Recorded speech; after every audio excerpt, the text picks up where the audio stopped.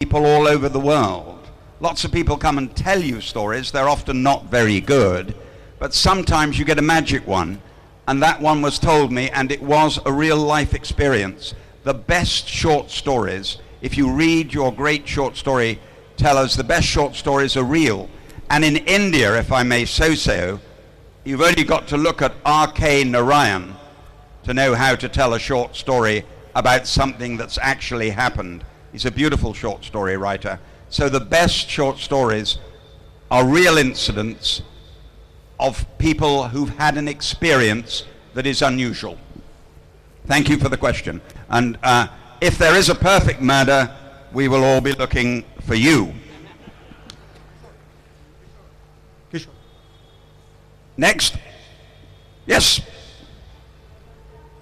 Give him the microphone. He's run away with the microphone. Give him the... All right, we're up here, are we? You're next, are you, sir? No, you're next. No. Give the young man the microphone. Haven't you got... Can't this school afford 2 microphones? Can you run so we speed this... God, none of them run in this school either. They don't play cricket and they don't run. Here we go. Sir, I'm a huge fan of yours. What's your name? So my name is Bikramjeet. Very good. My mom introduced me to you with the first book, The Prison of Birth, sir. And Danny Cartwright's experience, his life in the prison. So I saw that you wrote your prison diaries, Belmarsh Hell, sir. So my question is that, did you ever get those idea of the characters of Big Al, the warden, and Nicholas Moncrief? Like, did you meet this kind of people personally over there? Oh, yes, very much. I always advise people when they're writing to write about people they've really met, to write about real people. You only have to look at Jane Austen, who lived in a small village and wrote about, frankly, her own mother and her own sisters. So if you're going to be a writer, write about your own experience, people you've really met, because the people reading you will know you have. Because lots of people say to me, Jeffrey, why don't you write an Indian novel? Well, the answer is, I love India, but I don't know it well enough. And you'd catch me out in a few minutes, making mistakes. So, yes, those people I really met, and they got into the book. But that, of course, was you're talking about A Prisoner of Birth, which was an attempt to write a modern The Count of Monte Cristo. And listen again, boys, if you think you work hard. Dumas wrote The Count of Monte Cristo, Alexander Dumas, and he wrote The Count of Monte Cristo and The Three Musketeers in the same year.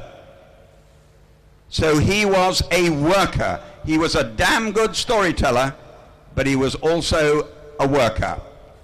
Now it's over to you, is it, sir? Oh, you haven't got the microphone. Next. Quickly, you're walking like an old woman. Come on. Come on, faster. Faster. Oh, he's got one. Lord Archer. Here we go.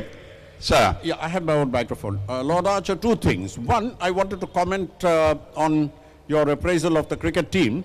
The point is that, like in your novels, at least 3 novels I can think of which had rather unusual endings. Yes. And they did keep the suspense till the end. Yes.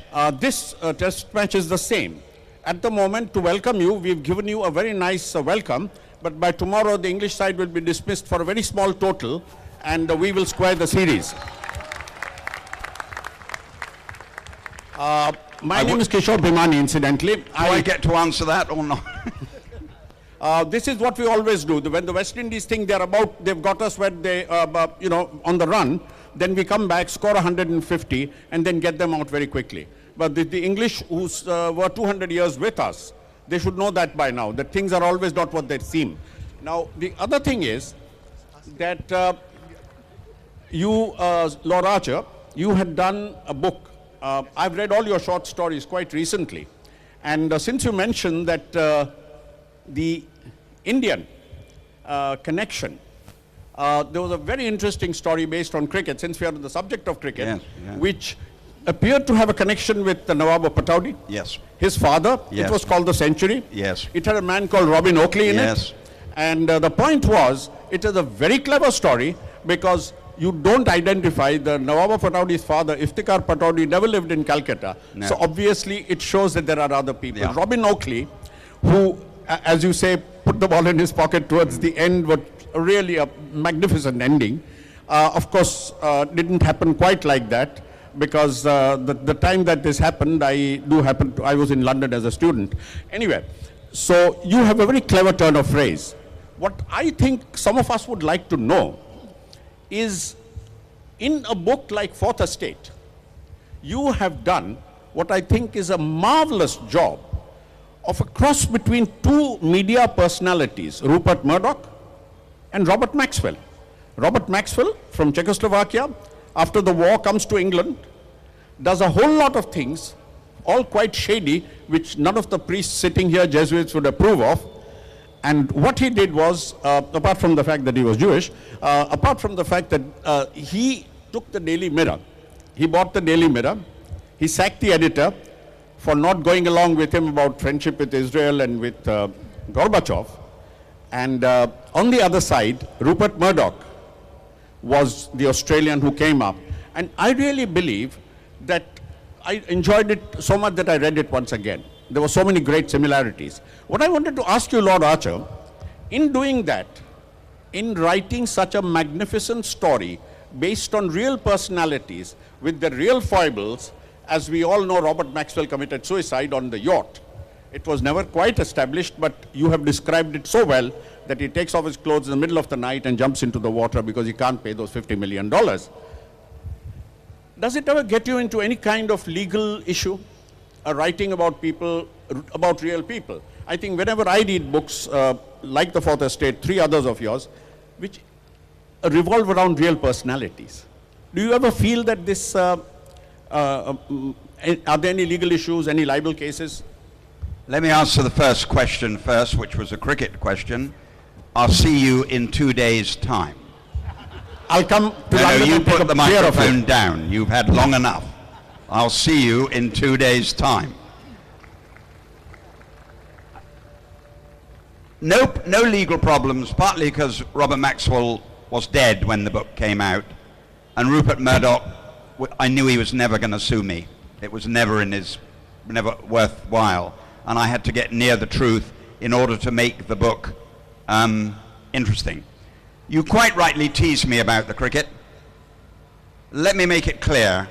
I love watching the Indians play cricket, and so many of the team over the last 20 years have become friends. And the short story you were referring to was the Nawab of Pataudi. Of course it was. And I didn't pinpoint it for obvious reasons.